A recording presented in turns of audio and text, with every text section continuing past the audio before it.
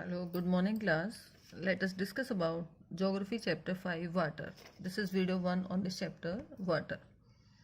When we think of water, some images come to our mind and we start thinking about the river, the waterfall, the pitter patter of the raindrop and water in our tap. We think about these. Sometimes children love to float paper boat in rain puddles, but by the noon the puddle vanishes or disappears. But where does the water go? Where does that water go? The sun's heat causes evaporation of water vapor, and when the water vapor cools down, it condenses. After some time, it condenses and it forms the clouds, and from there it may fall on the land or sea in the form of rain, snow, or sleet. And the process now, water cycle. What is water cycle? The process by which the water continuously changes its form and circulate between ocean, atmosphere, and land. That is called water cycle. What is water cycle? The process by which water continually changes its form and circulates between ocean, atmosphere, and land. That is called water cycle. Now, what is precipitation? Anything, anything or any form of water particle falling from the sky, that is called precipitation. For example, or it includes rain, dew, snow, sleet, etc. All these come under precipitation. Now, this is about ocean circulation. What is called ocean circulation? There is something magical about walking barefoot on the seashore. There's something magical about it, and the wet sand on the beach, the cool breeze, the sea birds, and music of the wave, everything is so fascinating there.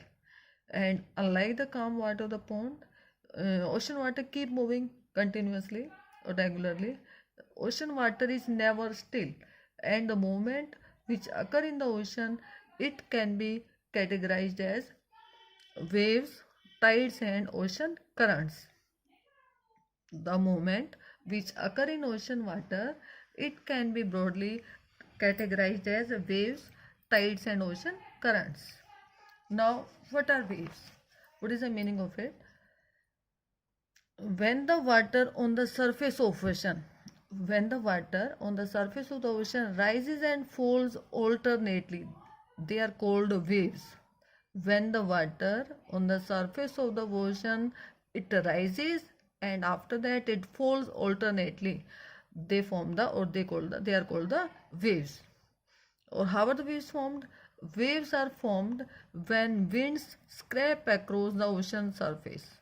When the wind scrape across the ocean surface, the stronger the wind blows, the bigger the wave becomes. In this way, waves are formed. Now, tides. What do you mean by tide? The rhythmic rise and fall of ocean water twice in a day or two times in a day, that is called a tide. The rhythmic rise and fall of ocean water twice or two times in a day, that is called a tide. And it is high tide when water covers much of the shore. High tide when water covers much of the shore by rising to its higher level, that is high tide. And it is low tide when water falls to the lowest level and it start receding from the shore. The water start receding from the shore, that is called lower tide. Once again, tides rise and fall of ocean water two times in a day or twice, that is called a tide. And how are these formed? When high tide occur, the water level covers much of the shore by rising to its highest level.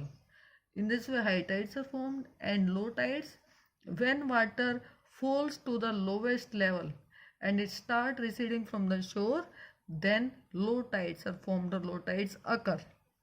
In that situation, low tides occur when water starts falling from the shore. Now this is about the ocean currents. What do I mean by ocean currents? Ocean currents are stream of water flowing constantly on the ocean surface in a particular or definite direction. Ocean currents, these are streams of water flowing constantly on the ocean surface in definite directions. The ocean currents may be warm, they may be cold also. Generally, the warm current they originate near the equator and then they move towards the poles.